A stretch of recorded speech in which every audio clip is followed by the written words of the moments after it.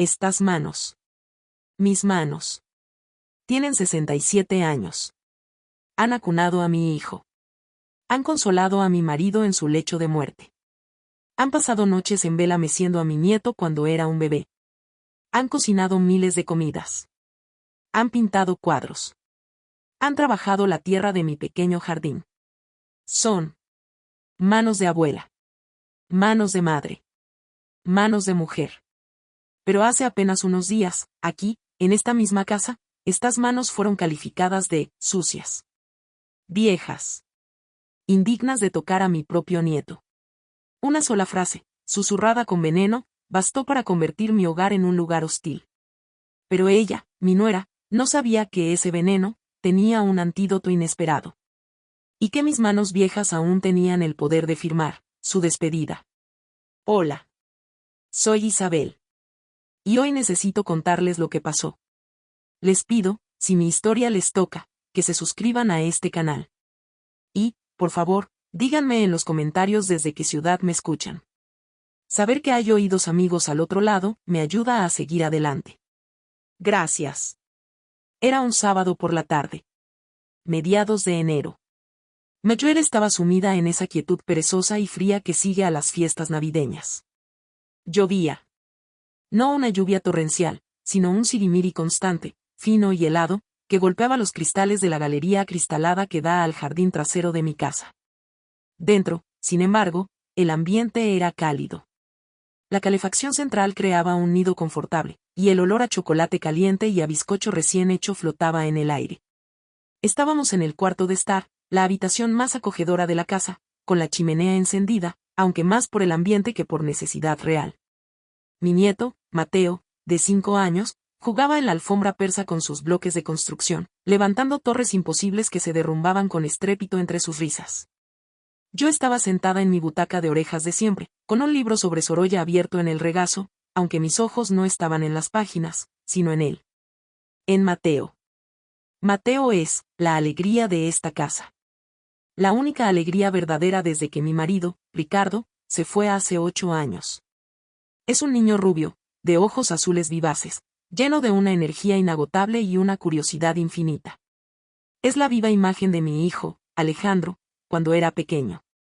Y verlo jugar, oír sus risas, sentir sus pequeños brazos rodeando mi cuello en un abrazo inesperado, es lo que da sentido a mis días de viuda de 67 años. Pero Mateo no vive aquí. Vive con sus padres, Alejandro y Laura. Y esa es la sombra que planea constantemente sobre mi felicidad.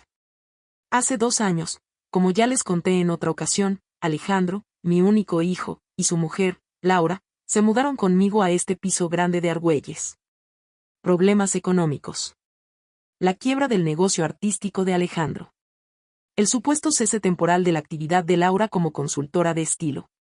Iban a ser solo unos meses. Llevamos 2 años. 2 años de convivencia forzada, de tensiones crecientes, de sentirme una extraña en mi propio hogar. Alejandro, mi hijo de 40 años, siempre fue un alma sensible, un soñador. Buen corazón, sí. Pero poca espina dorsal. ¿Y Laura? Laura es diferente. 38 años. Ambiciosa. Materialista. Obsesionada con la imagen, con el estatus, con aparentar un nivel de vida que, claramente, no podían permitirse. Desde que llegaron, ha intentado transformar mi casa, mi vida, a su imagen y semejanza. Ha criticado mis muebles, anticuados, mi ropa, de vieja, mi forma de cocinar, grasienta, mis amistades, aburridas. Ha intentado relegarme a un segundo plano, hacer la abuela Isabel, la figura decorativa y, sobre todo, la fuente de financiación silenciosa que les permitía mantener su fachada. Yo he aguantado. Por Alejandro. Por Mateo. He cedido espacios. He modificado rutinas. He tragado comentarios impertinentes. He prestado dinero que sabía que nunca volvería. Todo por mantener una paz familiar precaria. Por no perder el contacto con mi nieto. Pero últimamente, la actitud de Laura hacia mí se había endurecido. Su disimulo inicial, sus sonrisas forzadas, habían desaparecido, reemplazadas por una hostilidad apenas velada. Especialmente, en lo referente a Mateo. Laura es una madre, posesiva. Intensamente posesiva. Siempre ha considerado que mi relación con Mateo era excesiva. Que lo malcriaba. Que interfería en su educación. Celos, supongo. Celos absurdos de una abuela que solo quería dar amor. Intentaba limitar mi tiempo con el niño. Mateo, deja tranquila a la abuela, que estará cansada. No, Isabel, no le des chocolate, que luego no cena. Mejor lo baño yo, Isabel, tú descansa. Pequeñas frases. Pequeños gestos para marcar su territorio. Para recordarme que Mateo era su hijo, no el mío. Y que yo era prescindible. Ese sábado por la tarde, Alejandro no estaba. Había ido a una reunión, otro intento desesperado por encontrar financiación para sus proyectos fotográficos. Laura estaba en el sofá, frente a la chimenea, absorta en su teléfono móvil, probablemente navegando por tiendas online o redes sociales. Apenas había probado el chocolate caliente que le ofrecí. Estaba distante. Tensa. Mateo jugaba. Levantó una torre altísima con sus bloques de madera. Se tambaleó. Y se derrumbó con un estrépito. Uno de los bloques, uno pesado de madera de haya, le golpeó en la mano. ¡Ay!, gritó el niño, y se echó a llorar. No era un llanto de dolor real, era más bien de susto y frustración. Instintivamente, dejé el libro y me levanté. Fui hacia él. Ya está, mi vida, ya pasó, le dije, arrodillándome a su lado. A ver esa manita. ¿Te has hecho daño? Él me enseñó la mano. No había herida. Solo una pequeña marca roja donde le había golpeado el bloque. No duele, Abu, dijo entre sollozos. Pero, se ha caído mi torre. No pasa nada, cariño, le dije, acariciándole el pelo rubio. Construimos otra. Más alta. Más fuerte. Cogí su manita, la que tenía la marca roja. Y, como siempre hacía cuando se hacía daño, como me enseñó mi madre, como yo hice con Alejandro, me la llevé a los labios y le di un beso suave en los nudillos. Sana, sana, culito de rana. No, sonó un grito a mi espalda. Un grito agudo, histérico. Me giré, sobresaltada. Laura estaba de pie. Había dejado caer el móvil sobre el sofá. Nos miraba. Su cara estaba descompuesta por una furia que no entendí. No lo toques, gritó de nuevo, acercándose a nosotros a grandes zancadas. Mateo se asustó. Se encogió detrás de mí. Laura, por favor, no grites, dije, intentando calmarla. Solo se ha dado un golpe. No es nada. He dicho que no lo toques, repitió ella, su voz temblando de rabia. Se agachó y apartó mi mano de la de Mateo con un manotazo brusco. Un gesto violento que me dejó helada. ¿Es que no entiendes? Te he dicho 1000 veces que no me gusta que lo manosees. Manosearlo, repetí, incrédula. Es mi nieto. Solo le estaba dando un beso porque se ha hecho daño. Me da igual, siseó ella, poniéndose a la altura de mis ojos. Estábamos muy cerca. Podía ver el odio en sus pupilas dilatadas. No quiero que lo toques. Y menos con esas manos. ¿Qué les pasa a mis manos?, pregunté, mirándolas instintivamente. Manos de 67 años. Con sus arrugas, sus manchas de la edad. Manos limpias. Manos de abuela. Ella sonrió. Una sonrisa cruel, torcida.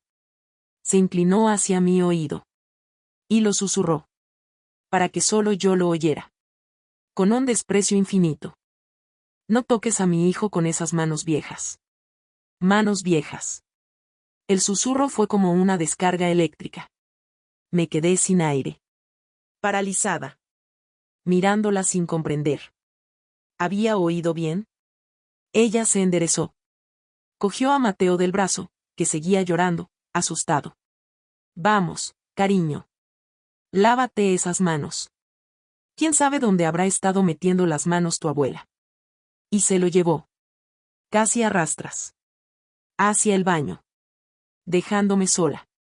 Arrodillada en la alfombra persa. Con el eco helado de sus palabras rebotando en mi cabeza. Manos viejas. Mis manos. Las manos que habían acunado a su marido cuando era un bebé. Las manos que habían cuidado a Mateo desde que nació. Las manos que preparaban sus comidas favoritas. Las manos que le enseñaban a dibujar. Esas manos eran viejas. Eran sucias. Indignas. Sentí una oleada de, no era rabia. Era algo más profundo. Una desolación absoluta. Una humillación que me llegaba hasta el tuétano de los huesos. Me levanté. Mis piernas temblaban. Fui al baño del pasillo. Abrí el grifo. Me miré las manos bajo el chorro de agua fría. Las miré como si fueran de otra persona. Vi las arrugas. Las venas marcadas. Las manchas marrones de la edad. Eran manos viejas. Sí. Pero, ¿eran sucias? ¿Eran repulsivas? Cerré el grifo.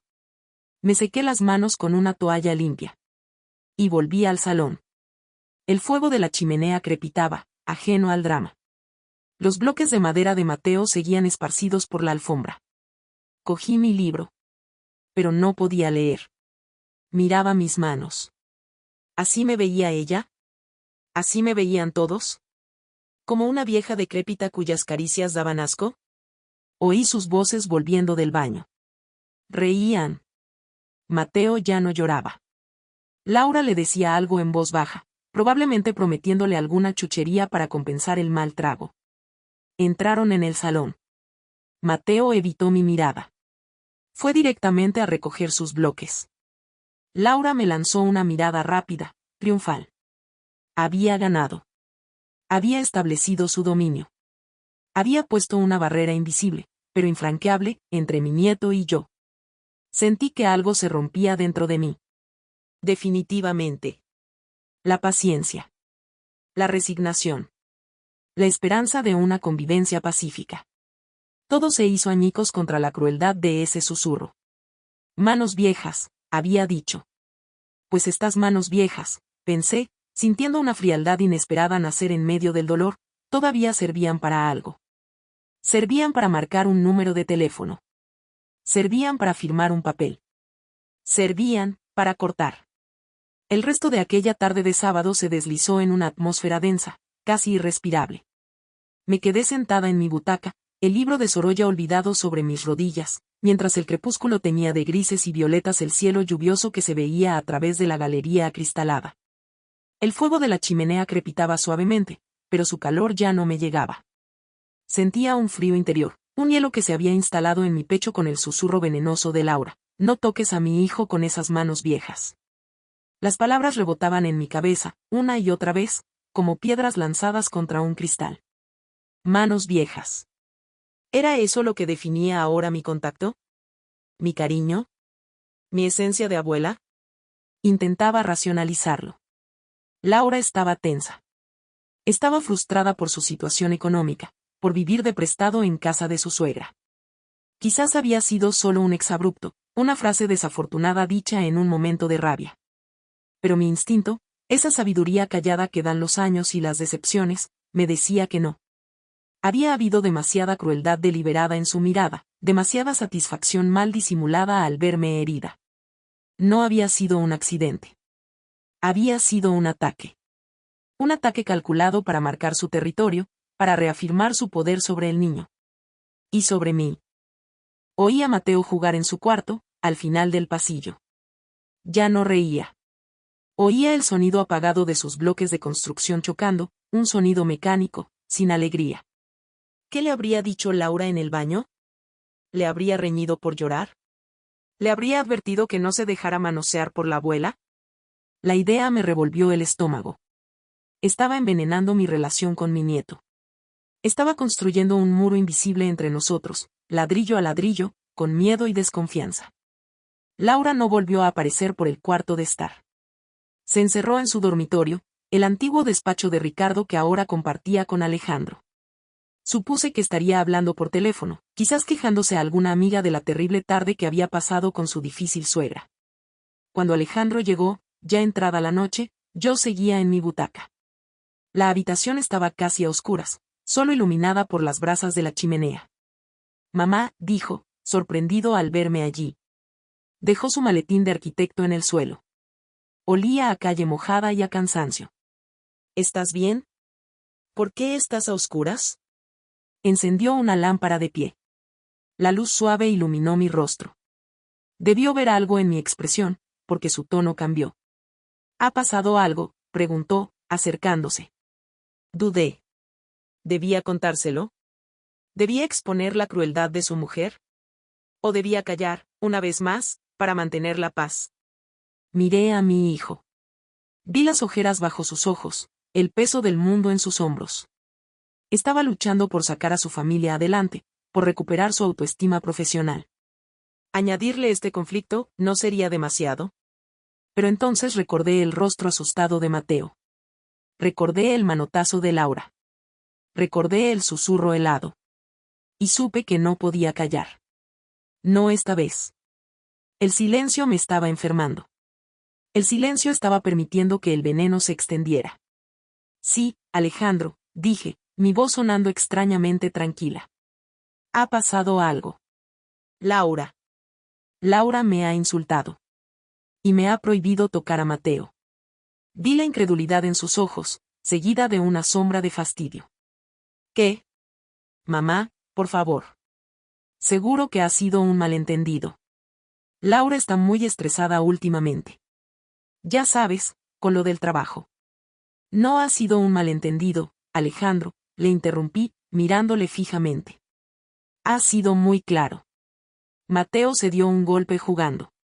Yo fui a consolarlo. Le di un beso en la mano. Y Laura me gritó que no lo tocara. Me apartó la mano de un manotazo. Y me susurró que no tocara a su hijo con mis manos viejas, punto. Alejandro se quedó blanco.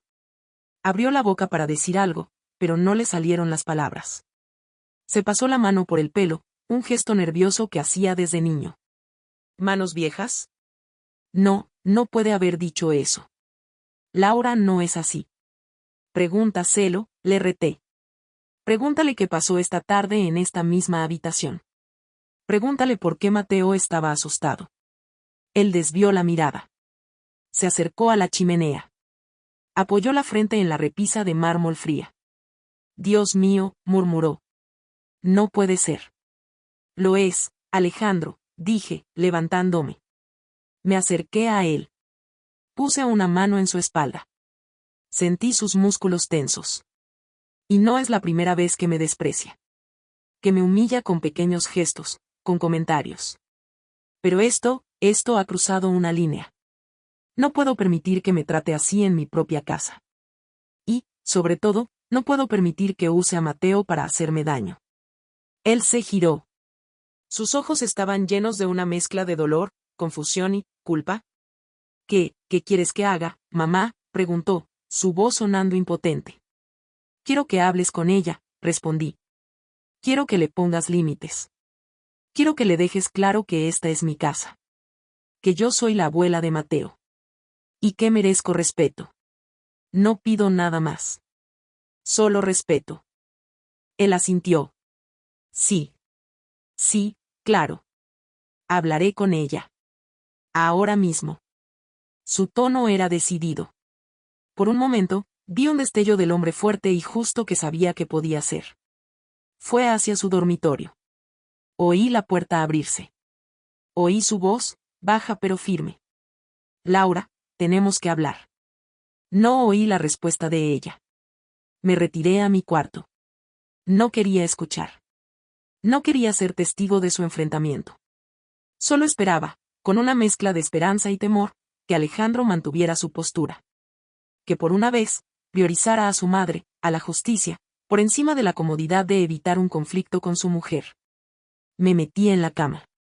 Intenté leer, pero las palabras seguían bailando. Agucé el oído. Oía sus voces al otro lado del pasillo. Un murmullo tenso. A veces, la voz de Laura se elevaba, aguda, irritada. La de Alejandro se mantenía baja, pero insistente.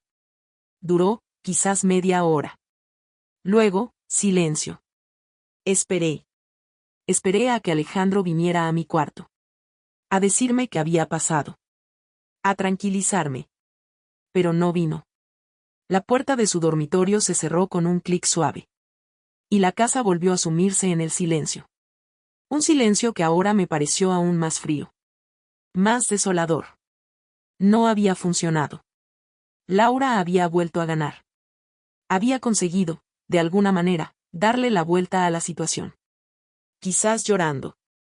Quizás seduciéndolo. Quizás amenazándolo. No lo sabía. Pero el resultado era claro, Alejandro había elegido. Y no me había elegido a mí. Sentí una punzada de dolor tan aguda que me encogí en la cama. La traición de Laura dolía. Pero la debilidad de mi hijo, su incapacidad para defenderme, para defender lo que era justo, eso me destrozaba. Pasé la noche en vela. Dando vueltas. Pensando. ¿Qué hacer ahora? ¿Seguir aguantando? ¿Esperando a que la situación explotara de nuevo? ¿O tomar yo las riendas? Vieja bruja, ya no pintas nada, me había susurrado ella en otra ocasión. Quizás tenía razón. Quizás la Isabel amable, la madre comprensiva, ya no pintaba nada. Pero había otra Isabel. La que había heredado la fortaleza silenciosa de mi madre. La que había sacado adelante a su hijo sola tras la muerte de Ricardo. La que sabía administrar su patrimonio con prudencia. Esa Isabel, quizás, todavía tenía algo que decir.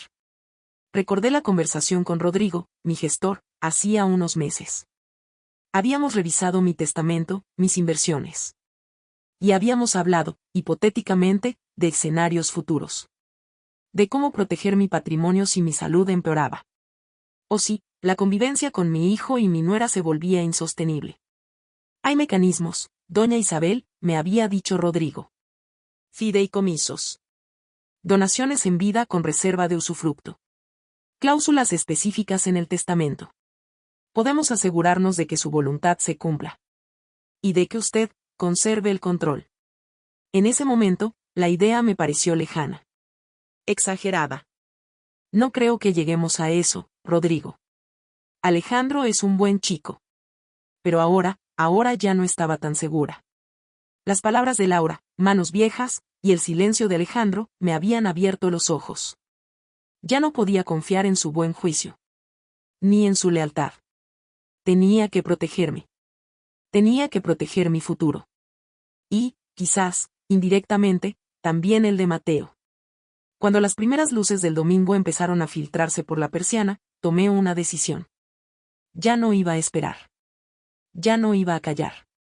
Ya no iba a ser la víctima silenciosa. Iba a actuar.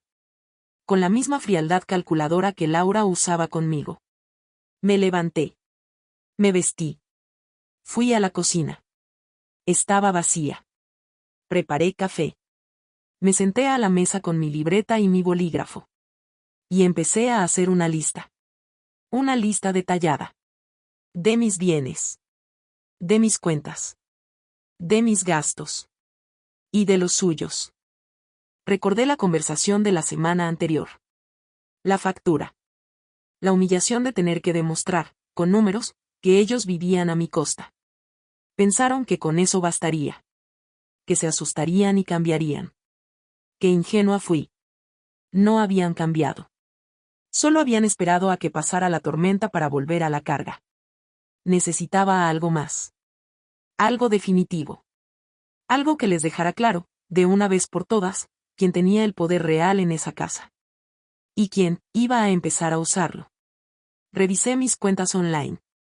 La cuenta segura, la de Suiza, intacta. Mis inversiones, estables. La cuenta conjunta, casi vacía. Como era de esperar. Mis ingresos por los alquileres y mi pensión entrarían en un par de días. Y ellos ya estarían esperando para disponer de ellos. Pero esta vez, no lo permitiría. Cogí el teléfono. Marqué el número de Rodrigo. Eran las 8 de la mañana de un domingo. Sabía que estaría disponible. Siempre lo estaba. Rodrigo. Soy Isabel. Necesito verte. Hoy mismo. Es urgente. Trae todos los papeles. Los del cambio de beneficiarios que hablamos. Los del fideicomiso para Mateo. Y quiero redactar un nuevo documento. Un contrato. Sí, un contrato de convivencia. Con cláusulas muy claras. Y consecuencias económicas. Drásticas. Escuché su respuesta. Asentí. Perfecto. Te espero a las 11. Aquí, en casa. Entra por la puerta de servicio. No quiero visitas inesperadas. Colgué. Respiré hondo. La maquinaria estaba en marcha. La vieja bruja iba a preparar su último hechizo. Y esta vez, no habría escapatoria. Las horas que siguieron a mi llamada a Rodrigo se deslizaron con una lentitud preñada de tensión. Eran las 8 de la mañana de un domingo gris y lluvioso en Madrid, y la casa, normalmente tranquila a esa hora, me pareció cargada de una electricidad estática, como si las paredes mismas contuvieran la respiración, esperando el próximo acto del drama. Alejandro y Laura aún dormían, ajenos a la tormenta que yo estaba a punto de desatar. Su silencio, tras la breve y fallida confrontación de la noche anterior, era más elocuente que cualquier palabra, significaba rendición por parte de mi hijo, y probablemente, una furia contenida y estratégica por parte de mi nuera. Sabía que Laura no se quedaría quieta. Su orgullo herido y su ambición frustrada buscarían una nueva vía de ataque. Pero esta vez, yo estaría preparada. Me moví por la casa con sigilo, como una sombra en mi propio territorio. Preparé café solo, fuerte, y me senté en la mesa de la cocina, la libreta donde había anotado los gastos abierta frente a mí. Repasé las cifras, los conceptos, las fechas. Cada número era una pequeña herida, un recordatorio de mi ceguera voluntaria, de mi generosidad mal entendida. ¿Cómo había permitido que las cosas llegaran tan lejos? ¿Cómo había dejado que mi amor por mi hijo me impidiera ver la realidad, la dinámica tóxica que se había instalado bajo mi techo? Ricardo, mi pragmático Ricardo, me lo habría advertido. Isabel, me habría dicho con su calma habitual, el corazón es importante, pero la cabeza es la que paga las facturas. Y yo había ignorado la cabeza durante demasiado tiempo. A las 10:30, oí movimiento en la planta de arriba. Pasos. Murmullos. La puerta de su dormitorio abriéndose. Contuve la respiración. Esperaba que bajaran, que intentaran reanudar la conversación, quizás con una disculpa forzada por parte de Laura, orquestada por Alejandro. Pero no. Oí la cafetera express que ellos habían traído, la mía, de goteo, les parecía antediluviana, ponerse en marcha en la pequeña cocina que habían improvisado en el despacho de Ricardo. Estaban creando su propio microclima, aislándose aún más del resto de la casa. De mí. Mejor. Así tendría vía libre para mi reunión con Rodrigo. A las 11:05, sonó el timbre de la puerta de servicio, la que da a la escalera interior del edificio. Un sonido discreto, casi inaudible desde la zona noble del piso. Fui a abrir. Era Rodrigo. Joven apenas 35 años, pero con una seriedad y una discreción impropias de su edad. Llevaba un traje oscuro impecable, a pesar de ser domingo, y un maletín de cuero. Buenos días, doña Isabel, dijo en voz baja, entrando rápidamente. ¿Todo bien? Todo, a punto de cambiar, Rodrigo, respondí, cerrando la puerta con cuidado. Pasa a mi salita, por favor. No quiero que nos oigan. Lo conduje a través del pasillo de servicio, evitando el salón principal, hasta mi pequeña salita de lectura. Cerré la puerta. Por fin, un espacio seguro. Rodrigo dejó su maletín sobre la mesa baja. Me miró con preocupación. Doña Isabel, su voz por teléfono, sonaba muy afectada.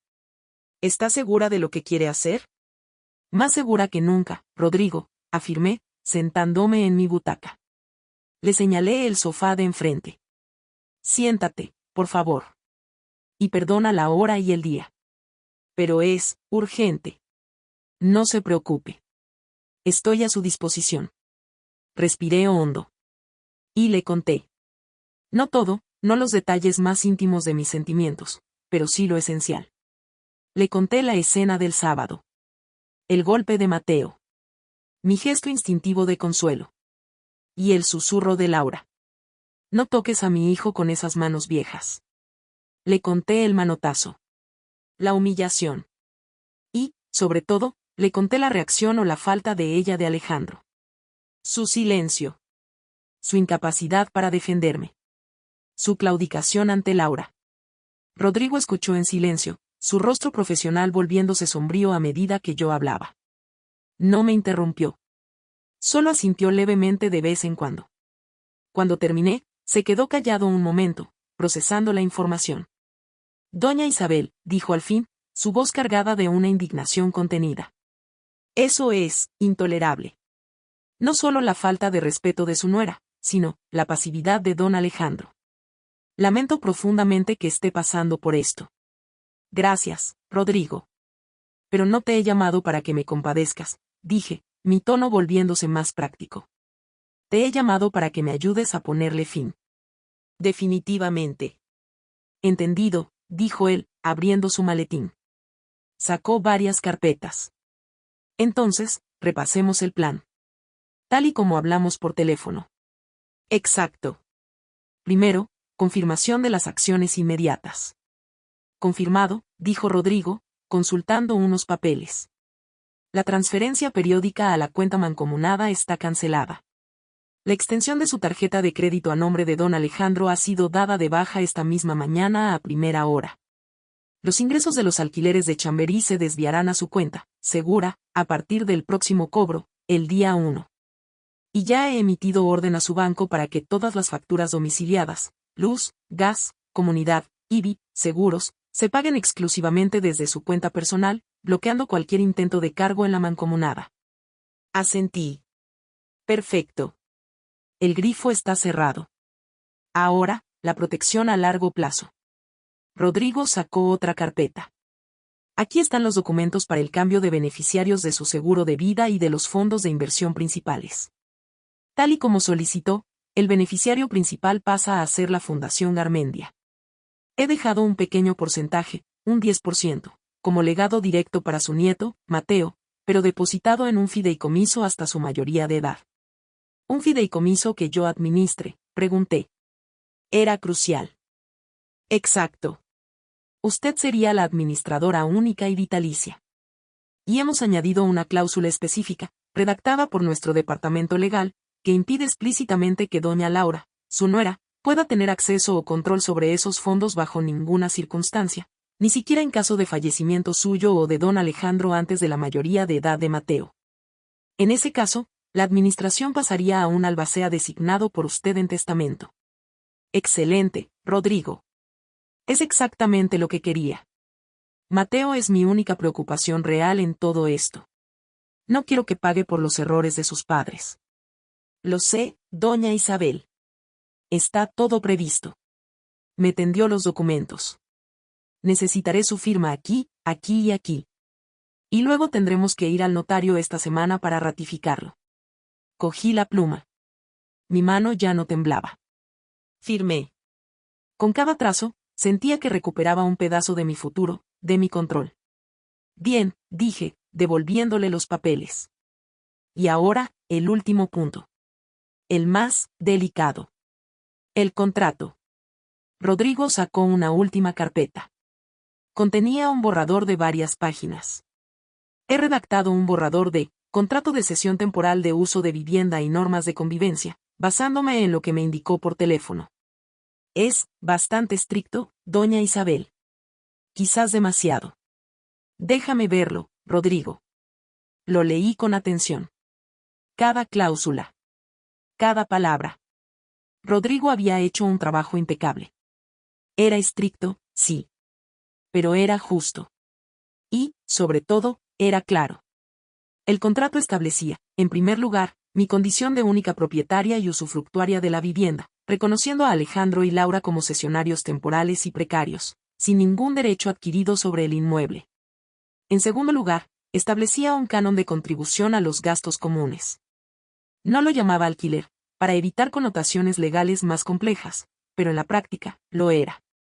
Fijaba una cantidad mensual, calculamos una cifra razonable pero significativa, basada en el valor de mercado del alquiler de 2 habitaciones con derecho a cocina en esa zona, más un prorrateo de los gastos fijos que Alejandro y Laura debían ingresar en mi cuenta personal el día 1 de cada mes. En tercer lugar, detallaba las normas de convivencia. Horarios de ruido. Uso de las zonas comunes, limitando su oficina al antiguo despacho y respetando el salón principal como mi espacio. Número máximo de invitados y preaviso obligatorio. Prohibición de fumar en el interior. Responsabilidad por cualquier daño al mobiliario o a la estructura. Y, en cuarto lugar, la cláusula clave. La que yo había insistido en incluir. La cláusula de respeto. Establecía, de forma explícita, que cualquier acto de menosprecio, insulto, amenaza, coacción o falta de respeto grave por parte de los cesionarios hacia mí, la cedente, sería causa de resolución inmediata del contrato. La definición de falta de respeto grave quedaba, intencionadamente, a mi entera discreción. Finalmente, las consecuencias del incumplimiento. Un solo impago del canon mensual, o una sola violación de la cláusula de respeto, implicaría la rescisión automática del contrato y la obligación de abandonar la vivienda en un plazo máximo de 15 días.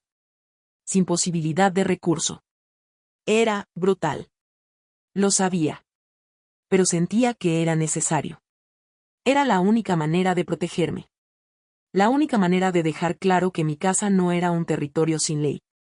Es perfecto, Rodrigo, dije, dejando el borrador sobre la mesa.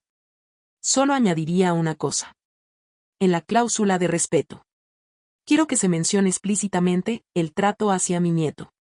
Que cualquier intento de impedir mi relación con él, o de hablarle mal de mí, también será considerado una falta grave. Rodrigo anotó. Entendido. Añadido. ¿Algo más? No. Creo que está todo. Respiré hondo. Ahora, ¿cómo se lo presento? Esa es la parte más difícil, doña Isabel, admitió Rodrigo. Mi consejo legal sería enviarles un burofax. Formal. Incontestable. Negué con la cabeza. No. Demasiado agresivo. Demasiado impersonal. Quiero hacerlo yo. Cara a cara. Pero necesito el momento adecuado. Y necesito estar segura. ¿Segura de qué? Segura de que no hay vuelta atrás. Segura de que estoy dispuesta a llegar hasta el final. Incluso si eso significa echarlos a la calle. Rodrigo me miró con seriedad. Tiene que estarlo, doña Isabel. Si usted firma este contrato y luego flaquea, si les perdona un impago o una falta de respeto, el contrato perderá toda su fuerza. Creerán que pueden seguir manipulándola. Lo sé. Me levanté. Fui hacia la ventana. La lluvia había parado. Un rayo de sol tímido se filtraba entre las nubes. Necesito un día. Un día para prepararme. Para asumir esto. Tómese el tiempo que necesite, dijo Rodrigo, levantándose también y guardando sus carpetas. Cuando esté lista, llámeme. Vendré con el contrato definitivo, listo para firmar. Y si lo desea, puedo estar presente cuando hable con ellos. Como testigo. O como apoyo legal. Gracias, Rodrigo. Lo pensaré. Lo acompañé a la puerta de servicio. Gracias por venir en domingo. Y por tu discreción. Es mi trabajo, doña Isabel. Y mi lealtad. Me estrechó la mano. Cuídese mucho. Y sea fuerte. Cerré la puerta. Volví a mi salita. Me senté. El borrador del contrato seguía sobre la mesa. Lo cogí. Lo releí. Cada palabra. Cada cláusula. Era un documento frío, legalista. Pero para mí, era una armadura. La armadura que necesitaba para enfrentarme a la batalla final por mi hogar. Y por mi dignidad. El día siguiente, lunes, transcurrió en una calma extraña, casi irreal. Era como si la tormenta emocional del fin de semana hubiera dejado tras de sí un cielo despejado pero cargado de electricidad estática, una quietud expectante donde cada pequeño gesto, cada silencio, parecía magnificado. Alejandro se fue temprano por la mañana a una de sus reuniones, despidiéndose con un beso apresurado en mi mejilla y una mirada cargada de una culpa que no sabía cómo expresar. Laura permaneció gran parte del día encerrada en su cuarto, el antiguo despacho de Ricardo, desde donde oía el murmullo intermitente de sus conversaciones telefónicas, probablemente buscando consuelo o consejo entre sus amigas, o quizás, explorando posibles vías de escape. Sofía, mi nieta, ajena al drama subyacente, fue al colegio como siempre, la llevó Alejandro, y por la tarde, al volver, se refugió en sus dibujos y juegos, sintiendo instintivamente la tensión pero sin entenderla. Yo aproveché esa calma precaria para prepararme. Llamé a Rodrigo. Estoy lista, Rodrigo. Trae el contrato esta tarde. A las 6. Entra por la puerta principal, ya no hace falta sigilo. Luego llamé a don Arturo, mi abogado de toda la vida, el albacea de Ricardo. Le expliqué brevemente la situación, la decisión que había tomado. Su reacción fue de sorpresa inicial, seguida de una aprobación rotunda. Ya era hora, Isabel, me dijo con su voz grave. Ricardo estaría orgulloso. ¿Necesitas que esté presente? Puedo ir como apoyo legal. Gracias, Arturo, pero creo que debo hacerlo sola, respondí. Es algo personal. Pero saber que contaba con su respaldo me dio una fuerza adicional. Pasé la tarde en mi salita, no leyendo, sino releyendo el borrador del contrato que Rodrigo me había dejado. Cada cláusula, cada palabra. Me las aprendí de memoria. Visualicé la escena. Imaginé sus reacciones. El shock inicial de Alejandro. La furia de Laura. Sus posibles argumentos, la familia, la obligación moral, mi supuesta crueldad. Preparé mis respuestas. No con rabia, sino con una calma firme, innegociable. No quería discutir. No quería reproches. Solo quería exponer los hechos. Y las nuevas reglas del juego. Sabía que no sería fácil. Sabía que dolería. Pero también sabía que era necesario. Era el último acto de una obra que llevaba demasiado tiempo representándose a mi costa. A las 6 en punto, sonó el timbre. Era Rodrigo. Impecable como siempre. Traía una carpeta de cuero con el contrato definitivo, impreso en papel oficial, listo para firmar. ¿Preparada, doña Isabel?, preguntó en voz baja mientras entraba. Preparada, respondí. Pasa al salón, por favor. Voy a llamarles. Dejé a Rodrigo en el salón principal, el territorio neutral, pensé irónicamente, y fui a buscar a mi hijo y mi nuera. Estaban en su oficina, sentados frente a sus respectivos ordenadores portátiles, rodeados de papeles y tazas de café vacías. La tensión entre ellos era palpable. Alejandro, Laura, dije desde el umbral. Necesito que vengáis al salón un momento. Tenemos que hablar. Se miraron. Laura levantó una ceja, desafiante. Alejandro parecía resignado. Ahora, mamá, dijo Alejandro. Estamos ocupados. Ahora, insistí. Es importante. Y no llevará mucho tiempo. Se levantaron a regañadientes y me siguieron al salón. Se sorprendieron al ver a Rodrigo, de pie junto a la chimenea. Rodrigo, dijo Alejandro, extrañado. ¿Qué haces aquí?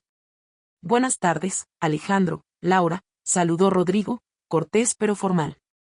Doña Isabel me ha pedido que esté presente.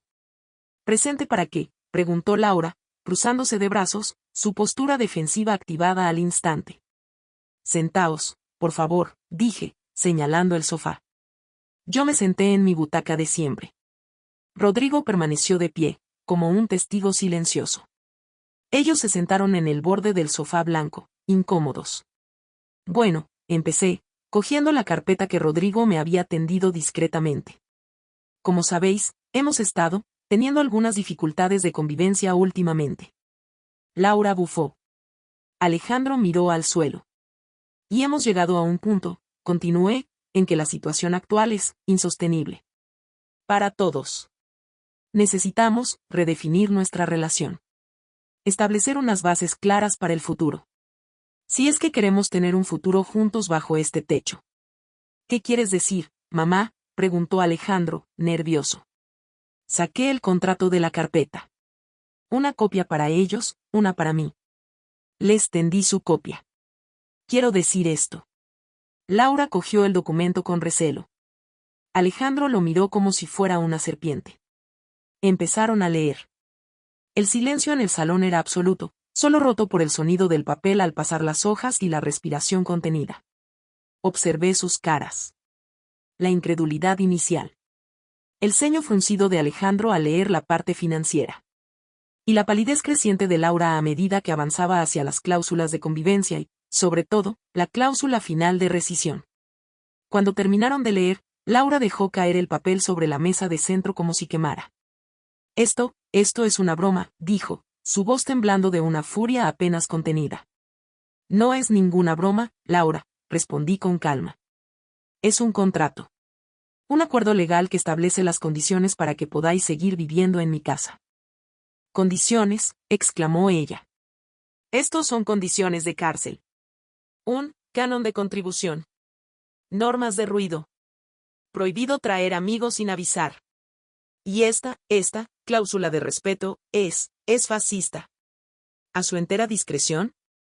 O sea, que si a usted le parece que le he faltado al respeto, ¿nos echa a la calle en 15 días? Exacto, confirmé. Si vuelve a ocurrir algo como lo del sábado. O algo remotamente parecido. Sí. Es usted una déspota, gritó. Soy la dueña de esta casa, la corregí. Y estoy en mi derecho de establecer las normas para quien vive en ella. Normas que, por cierto, se basan en el simple respeto mutuo. Algo que tú, Laura, pareces haber olvidado. Alejandro se giró hacia mi hijo, buscando apoyo. ¿Vas a permitir esto? ¿Vas a dejar que tu madre nos trate como a inquilinos morosos? Alejandro no respondió. Seguía mirando el contrato, su cara desencajada. Mamá, dijo en voz baja, sin levantar la vista. ¿De verdad nos cobrarías por vivir aquí? No os cobraría por vivir aquí, Alejandro, le expliqué, intentando suavizar mi tono. Os pediría que contribuyerais a los gastos que generáis. Que asumierais vuestra parte de responsabilidad como adultos. ¿Te parece injusto? Pero, no podemos pagarlo, dijo, desesperado. Sabes que no tenemos ese dinero. Entonces, dije, mirándole fijamente, tendréis que encontrarlo. O tendréis que buscar una alternativa que sí podáis pagar. Como hace todo el mundo, hijo. Ya no sois unos niños. Esto es una venganza, gritó Laura. Una venganza por lo del otro día. Por haberle dicho 4 verdades. No es venganza, Laura, repliqué, cansada. Es poner límites. Es recuperar mi espacio. Mi tranquilidad. Mi dignidad. Algo que tú me quitaste con tus palabras. Recordé el susurro. Manos viejas. Y no voy a permitir que vuelva a pasar. Pues no pienso firmar esta basura, dijo ella, levantándose de golpe. Nos iremos. Ahora mismo. No necesitamos tu caridad ni tus humillaciones. Vámonos, Alejandro. Alejandro no se movió.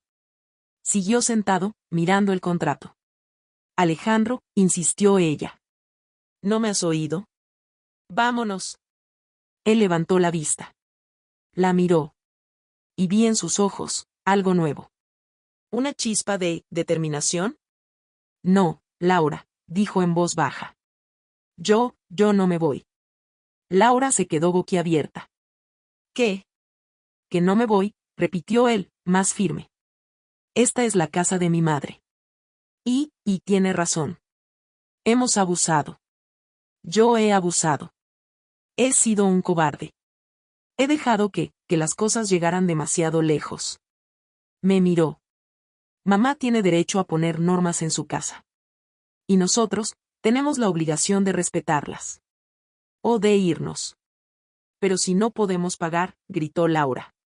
Pues encontraremos la manera, dijo Alejandro. Buscaré trabajo. De lo que sea. Venderé mis cámaras. Haremos lo que haga falta. Pero, yo no voy a dejar a mi madre sola. No después de lo que le hemos hecho. Laura lo miraba como si no lo reconociera. ¿Te has vuelto loco? ¿Vas a aceptar esto? ¿Vas a vivir aquí, pagando? ¿Como un inquilino? Sí, dijo Alejandro. Si es el precio por recuperar el respeto de mi madre, y el mío propio, sí. Laura soltó una carcajada amarga. Estáis los dos locos. Pues muy bien. Quedaos aquí. Pagad vuestro alquiler a la reina madre. Yo me largo. No pienso vivir ni un minuto más en esta casa de vieja bruja. Cogió su bolso. Y se dirigió a la puerta. Laura, gritó Alejandro. Ella se detuvo. Se giró. ¿Qué? El abrigo. El de paño negro. Y las botas. Y el bolso que llevas. Son de la tarjeta de mi madre. Devuélvelos. Laura se quedó paralizada. Miró su ropa. Miró a Alejandro.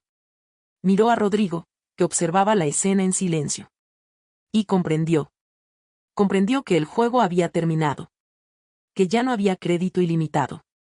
Que la farsa se había acabado. Con un gesto de furia, se quitó el abrigo y lo tiró al suelo.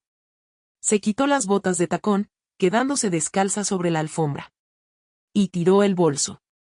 «Quédatelo todo», gritó, su voz rota por la humillación. «Me dais asco».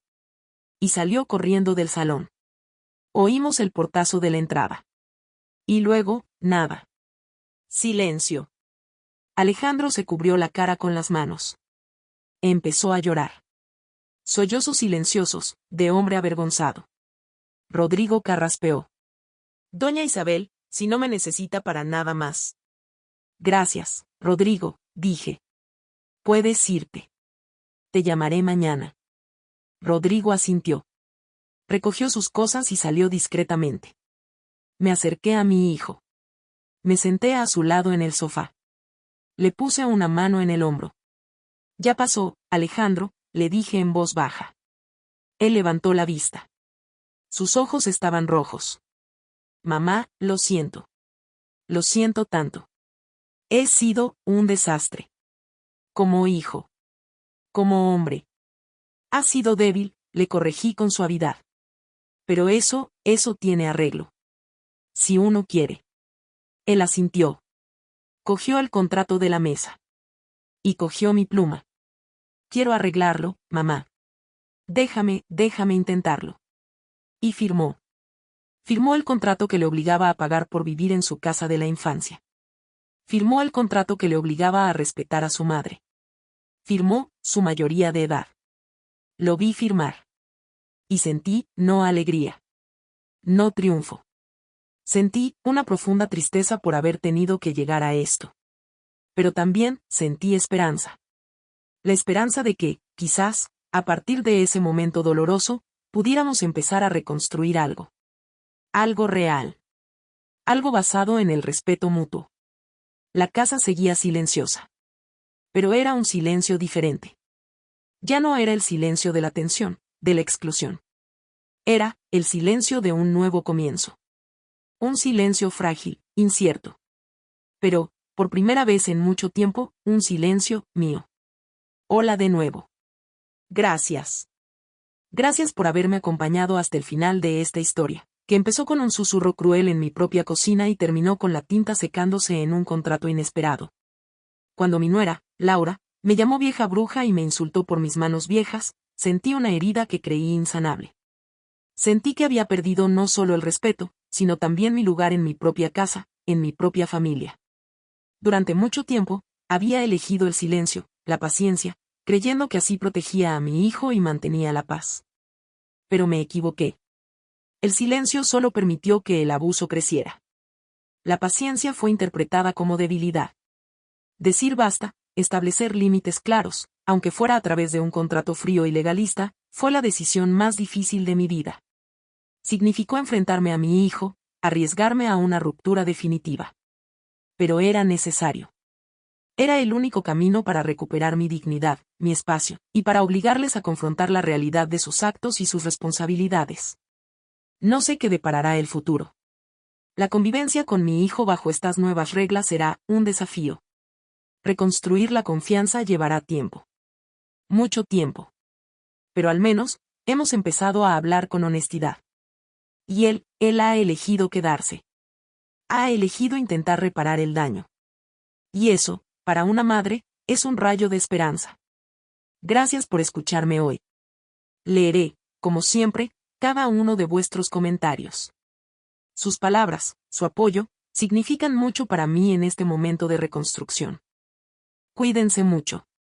Y recuerden siempre que el respeto no se regala, se exige. Que poner límites no es un acto de egoísmo, sino de amor propio. Y que nunca es demasiado tarde para reclamar nuestro lugar en el mundo. Aunque sea en nuestra propia cocina. Hasta pronto.